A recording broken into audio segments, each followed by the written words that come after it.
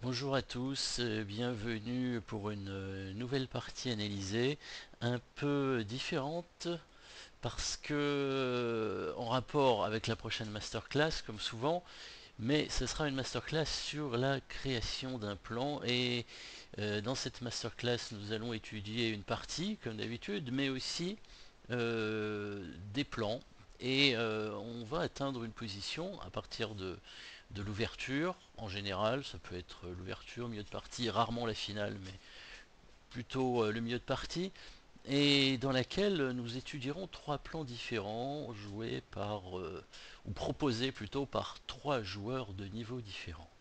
Voilà, donc nous allons tout de suite partir sur la partie E4 pour les blancs, E5, cavalier F3, cavalier C6, fou C4, partie italienne, cavalier F6, D3, fou E7, fou B3, petit roc, D5, cavalier BD2, on ne s'attarde pas sur l'ouverture, on va directement arriver à la position euh, principale, D prend E4, D prend E4, fou C5, C3, A5, H3, Dame E7 et Dame C2. Voilà, ce sont les noirs qui jouent et ce sont les noirs qui vont chercher un plan. Alors, ce qui est intéressant de remarquer, c'est que cette partie, cette position, pourrait arriver dans une ouverture complètement différente. Ce serait dans la défense française, variante fermée. Donc on va revoir les coups. On va revoir les coups, on va revenir à E4 pour bien montrer l'ouverture. On va revenir donc au premier coup E4 avec E6 au premier coup. Voyons ce que ça pourrait donner. Les blancs joueraient D3, donc la variante fermée, c'est sans D4, donc D3, D5, cavalier D2, cavalier F6, cavalier GF3, D prend E4, D prend E4, cavalier C6, C3, E5, fou C4, fou C5, petit roc, A5, dame C2, petit roc, fou B3, dame E7, et H3, on revient dans la même position, la position qu'on a obtenue dans la partie de tout à l'heure, donc la partie italienne. Alors, dans cette position, c'est au noir de jouer, il va falloir trouver un plan. Donc, quel va être l'exercice en fait? Eh bien, je vais vous dire les trois plans différents du joueur avec les noirs.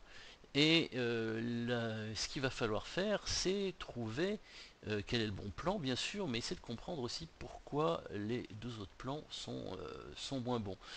Donc quand j'aurai dit tout ça, eh ben, il faudra, ce sera ce qui est le mieux pour vous évidemment, ce sera d'arrêter la vidéo en fait et de chercher, parce que la solution sera après. Donc au noir de jouer, sélectionnez votre plan. Premier plan, donc plan A, occupez la case faible en F4. Je pense que les blancs ont un léger retard de développement car ils vont bouger leur cavalier des deux pour laisser sortir leur fou de case noire. Leur intention est probablement de jouer cavalier C4 suivi de fou E3,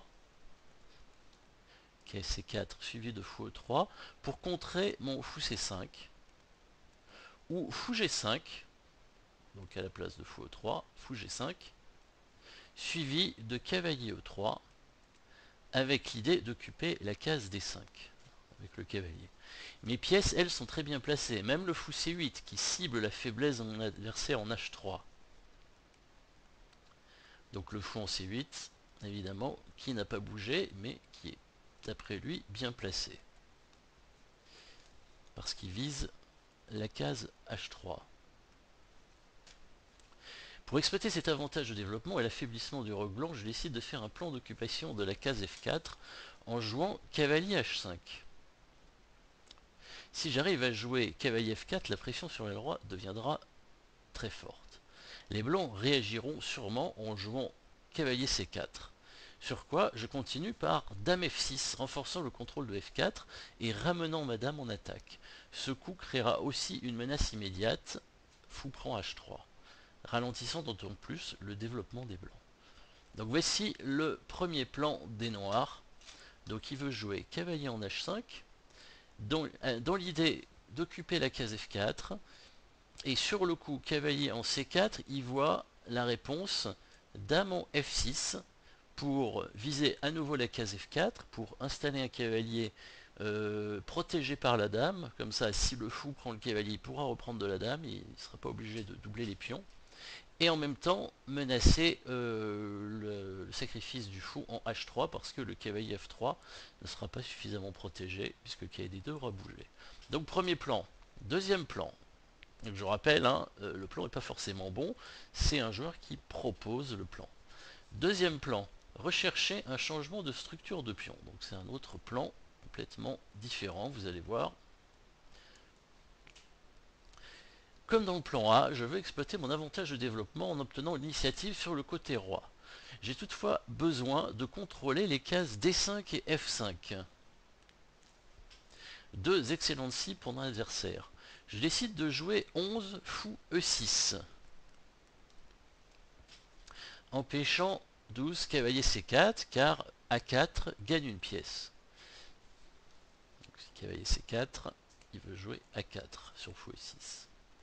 Afin de compléter leur développement, les blancs joueront probablement fou prend E6, sur quoi je veux jouer F prend E6, changeant ainsi la structure de pion et la nature de la position. Et les raisons pour lesquelles je désire changer la structure des pions sont les suivantes. Le pion E6 contrôlera les deux cases d'accès au cavalier blanc D5 et F5, réduisant ainsi leur efficacité. Les blancs pourront difficilement exploiter la faiblesse des pions doublés, faciles à protéger sur une colonne fermée. L'ouverture de la colonne F accélérera mon attaque du côté roi. Je calcule une suite possible. Fou prend E6, F prend E6, cavalier C4, cavalier D7, avec d'intéressantes chances d'attaque sur le roc blanc. Voilà, donc le deuxième joueur, hein, deuxième plan, bien sûr, il veut faire fou en E6 pour éviter le coup cavalier C4 parce que sur A4, il pense qu'il va gagner une pièce. Et sur fou E6, si les blancs prennent le fou, il veut reprendre avec le pion pour contrôler les deux cases qui lui semblent fortes pour les blancs. Dans l'idée donc de créer une attaque avec sa tour sur la colonne semi-ouverte. Troisième plan.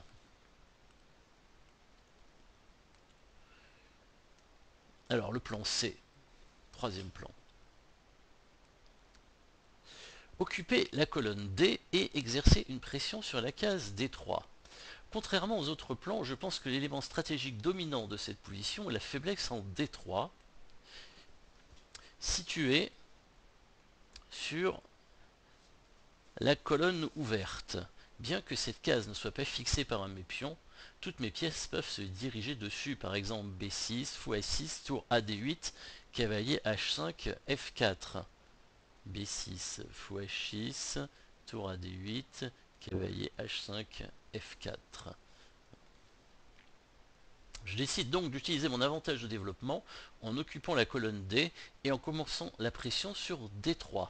Je joue 11 B6, suivi de 12 fou A6, liant mes tours et paralysant le cavalier C4 grâce au clouage. Je calcule une suite plausible.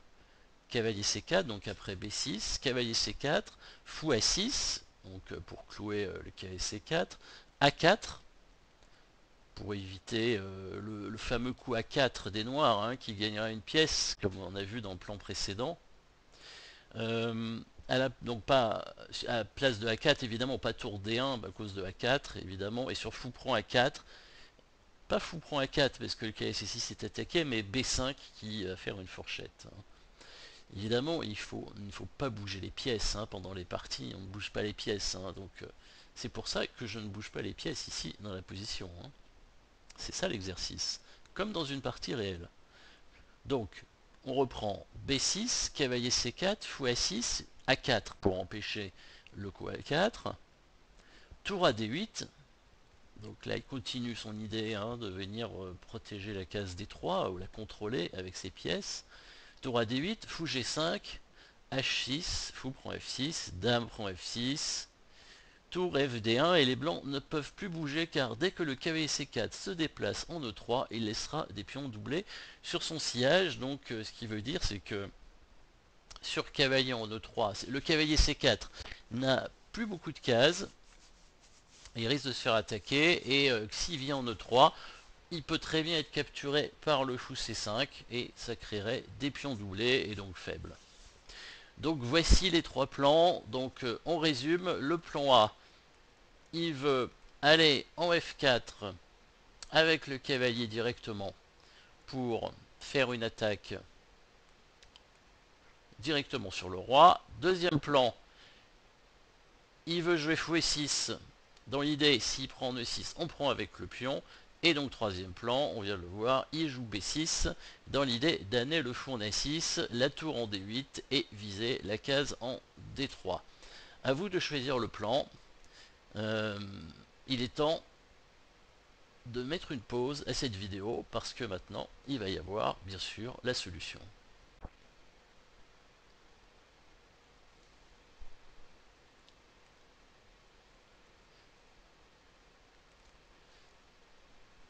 Alors, voilà la solution du plan. Donc le premier plan est correct. C'est bien le coup cavalier H5, le meilleur coup. Il permet d'exploiter notre avantage de développement d'une façon simple et directe. Les pièces blanches sont refoulées sur le côté dame et leur roc est affaibli à cause de la poussée en H3, en ligne de mire des pièces noires.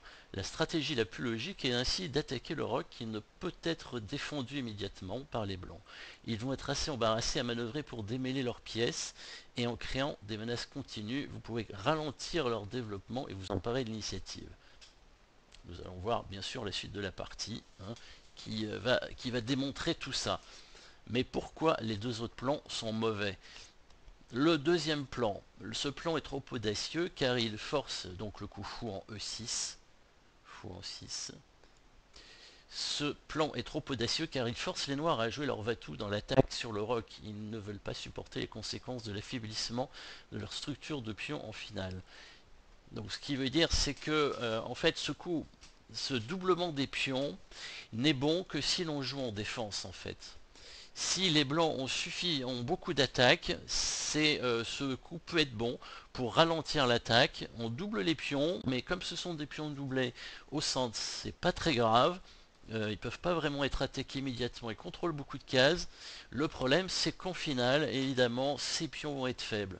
Donc il faut une attaque directe, ce que les noirs n'ont pas dans la variante, puisqu'après fou E6, fou prend E6, F prend E6, cavalier C4, attaque le pion E5.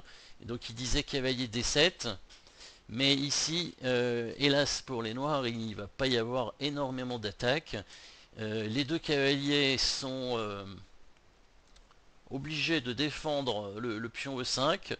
Évidemment, il y a une colonne semi-ouverte, mais elle n'est pas suffisamment active, cette colonne. On n'a pas suffisamment de pièces pour attaquer du côté roi. On a un fou qui est bien, mais qui peut très facilement être contré par le fou adverse, avec le coup fou E3. Et les autres pièces n'arrivent pas rapidement en attaque. Donc c'est un coup qui peut être bon si les blancs ont trop de menaces. S'ils ont vraiment la menace d'aller sur les cases D5 et F5 avec leur cavalier. Donc par exemple, si les blancs avaient déjà leur cavalier en E3 et menaceraient d'aller en D5 et en F5, ça pourrait être un bon coup de jouer fou E6 dans l'idée de prendre avec le pion pour contrer le coup cavalier D5. Donc c'est un coup de défense qui ici ne sert à rien puisque les noirs ont une position d'attaque en fait. Alors le troisième plan est intéressant mais pas suffisamment actif.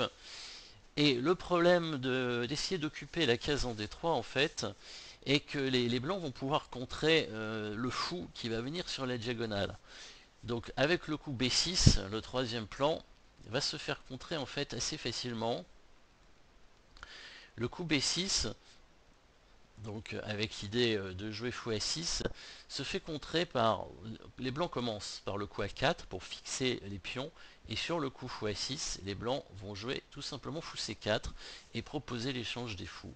Et en fait, c'est un bon échange pour les blancs, parce que finalement ce fou, c'est le mauvais fou, il est bloqué par ses propres pions, étant donné que dans cette position, on a deux pions qui sont fixés sur case blanche, donc le fou blanc est moins bon que le fou noir va s'activer.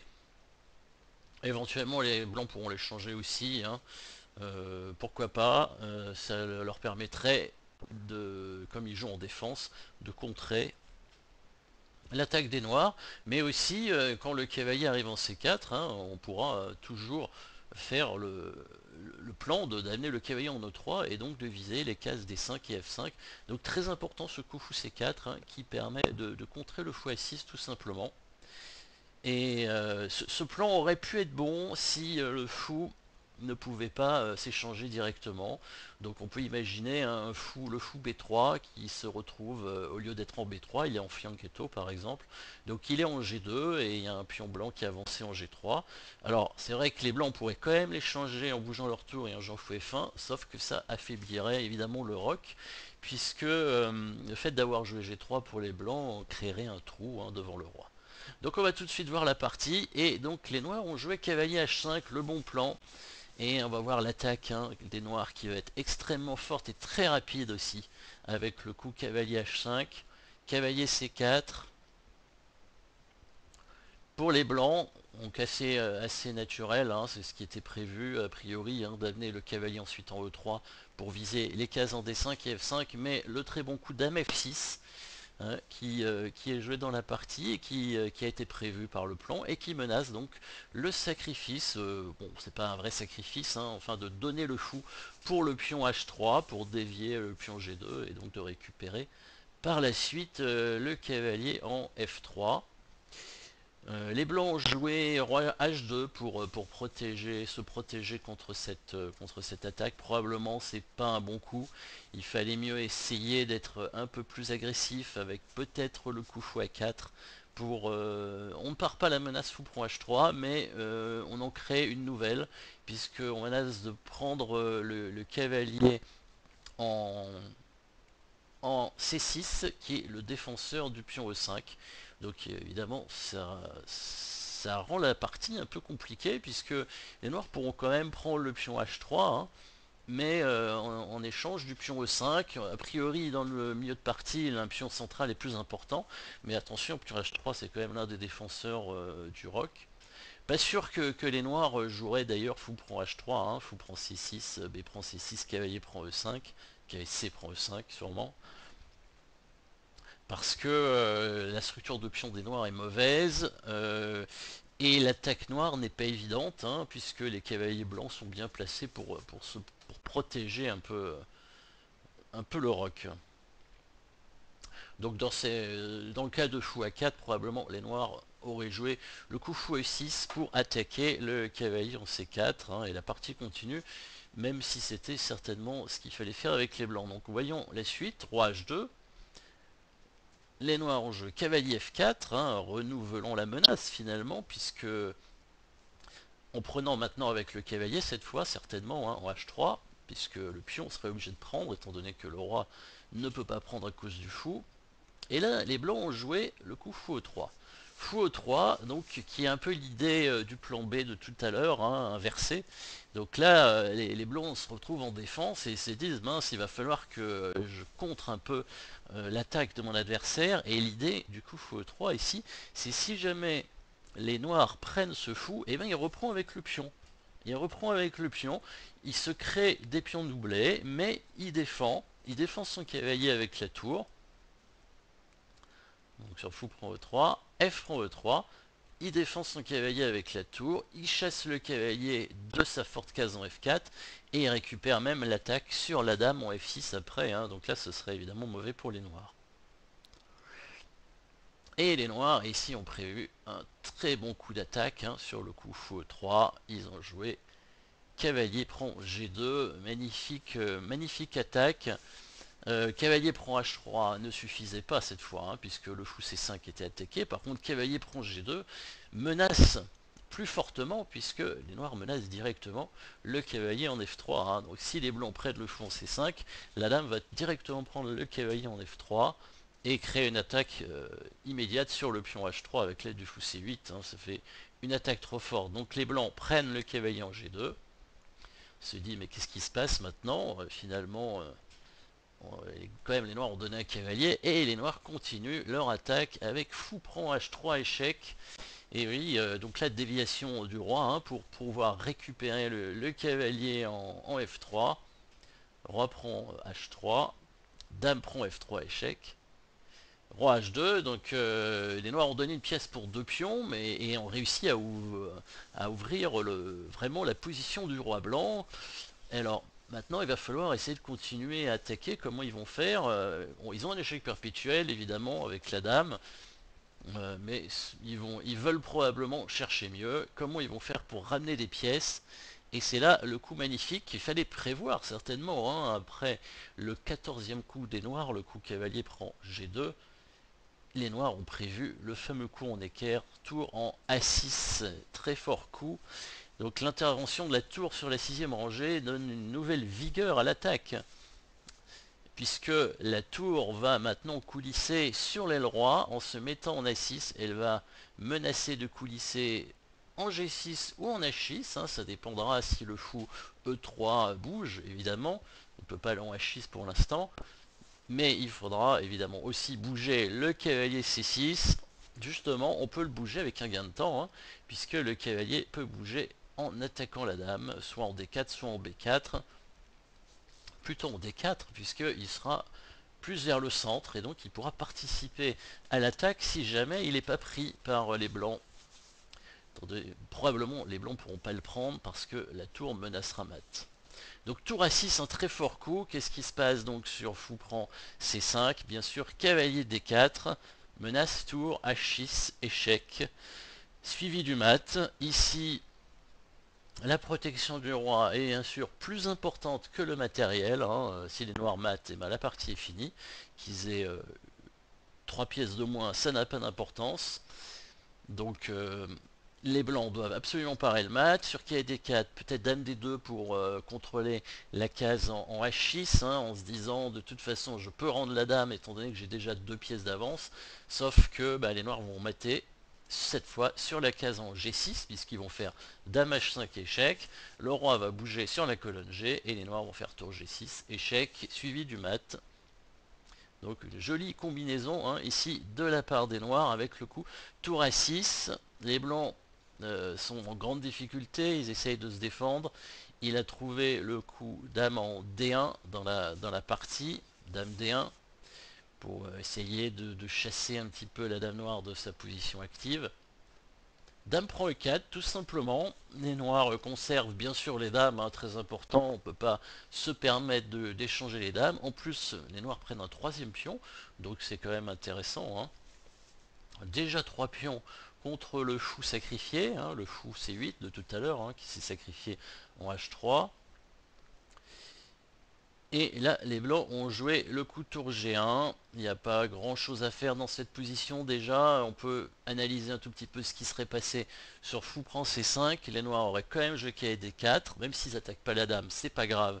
Ils menacent mat en quelques coups, hein, toujours avec le coup tour H6. Mais maintenant aussi, hein, avec le cavalier qui peut arriver en F3, hein, d'où l'idée évidemment de mettre le cavalier au centre, même s'il est pris au prochain coup, c'est pas grave. Si les blancs prennent ce cavalier, la tour noire arrive en H6, suivi du mat en quelques coups. Donc peut-être dame H5 pour éviter le mat, toujours l'idée de sacrifier la dame, hein, sur la tour. Mais cavalier F3 échec avec probablement une attaque gagnante, suivi de, par exemple sur roi G2, cavalier E1 échec à la découverte, double échec, roi G3, dame G2 échec, roi H4, cavalier F3 échec, etc. Les blancs vont se faire mater très rapidement. Donc on revient à la partie dans laquelle les blancs sur le coup dame prend E4 ont joué tour en G1. Il y a eu dame H4 échec, et bien joué. Il faut essayer de pas échanger trop de pièces, hein, donc fou prend E3 aurait été un coup possible à la place de dame H4, mais ça aurait échangé une pièce et quand on joue pour l'attaque, il faut essayer de garder un maximum de pièces. Et les noirs ont vu évidemment une façon quand même d'améliorer leur attaque. Avec dame H4 échec, le roi est obligé d'aller en G2, la tour en G1 du coup est bloquée. Donc c'était l'idée des blancs, essayer de récupérer la colonne, peut-être une contre-attaque sur le roi noir. Et peut-être libérer aussi une case pour le roi pour qu'il puisse s'enfuir. Simplement les noirs ont vu un moyen de continuer à attaquer le roi sans qu'il puisse trouver de répit en fait, directement en jouant le coup cavalier D4 quand même. Ils vont quand même donner leur deuxième pièce ici, le cavalier D4, pour pouvoir ramener leur tour en jeu.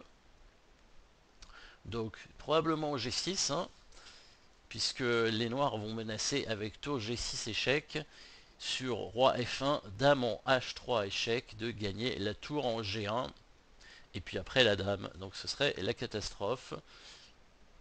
Les blancs prennent le cavalier parce que ça leur permet, donc avec le pion, ils font C prend D4, ça leur permet de libérer la case pour le roi en E2.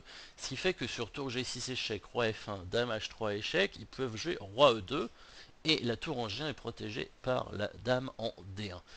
Tout est prévu par les noirs jouent simplement E prend D4, ils ont donné une deuxième pièce, mais comptez le nombre de pions, hein, les noirs ont encore 7 pions sur l'échiquier, contre 3 pour les blancs, ce qui fait quand même que les blancs ont 4 pions d'avance, contre 2 pièces, ce qui est pas équivalent, mais s'ils arrivent à récupérer une pièce, ils auront évidemment suffisamment de matériel, et en plus ils ont toujours l'attaque, hein, puisque le roi blanc est toujours dégarni, il n'y a pas de pion devant lui, les noirs menacent le fou, et au passage ouvrent une nouvelle colonne. On voit la colonne E qui s'est ouverte, peut-être pour la deuxième tour, hein, qui pour l'instant joue un rôle défensif, hein, elle fait que défendre le pion F7 qui est l'un des défenseurs du roi, donc c'est un rôle très important, mais elle pourra bouger à tout moment si jamais on a besoin d'elle. Les blancs n'ont pas trouvé de coup, il n'y a pas de coup en fait. Peut-être qu'on peut jouer... Peut-être qu'on peut jouer Dame F3, ça aurait été le meilleur coup dans cette position. Dame F3, D prend E3, cavalier prend E3. Les noirs ont déjà 3 pions contre le cavalier. Et encore une attaque possible avec tour F6. Tour F6. Et sur tour H1, Dame G5 échec. Voilà, Dame G3, fou prend E3. F prend E3, Dame F5, l'attaque continue et la menace tour G6 arrive pour gagner la dame. Pas sûr que les blancs aient une défense très intéressante donc dans la position après le coup 21 E prend D4. Donc on va finir la partie. Les blancs qui sont en Z-Note je crois, hein, dans la partie ont joué fou G5, ils ont donné leur fou gratuitement. Dame prend G5 échec pour essayer de ralentir l'attaque et de partir avec leur roi, s'échapper. Roi F1, Dame F5, fou C2. Les noirs doivent être en Z-Note aussi, puisqu'ici ils ont raté un coup gagnant tout de suite, hein. Un coup que vous avez évidemment vu, hein, qui est D3 dans cette position. Le coup de D3 aurait permis d'ouvrir le fou C5 et la dame F5 pour menacer mat en F2 et attaquer la découverte, et donc on gagne le fou en C2 et les noirs resteraient avec 4 pions d'avance, hein. C'est quand même beaucoup trop. Bon, il a trouvé une autre façon de gagner, mais ça c'était beaucoup plus direct. Dame H3 échec, tour G2, tour F6, Dame D3, tour F3. Voilà, et là les blancs n'ont pas trouvé de coup, il n'y en a plus de toute façon, hein. Sinon les noirs, quand la dame bouge, les noirs vont certainement avancer leur pion en D3 et menacer tour point F2 et le fou en C2. Et aussi dame H1 échec, voilà, les blancs ont joué dame prend H7 échec, dame prend H7, fou prend H7, roi prend H7, et finalement les blancs ont abandonné avec leurs 3 pions de retard. Voilà, et ça c'était la fin de notre partie. Je vous mettrai les liens de la masterclass bien sûr, toujours, avec les liens des noms des joueurs de la partie. Et j'espère que vous avez apprécié ce plan, ces plans, que vous l'avez trouvé, même si vous ne l'avez pas trouvé, vous avez compris pourquoi ce plan était bon, et aussi pourquoi les autres étaient moins bons.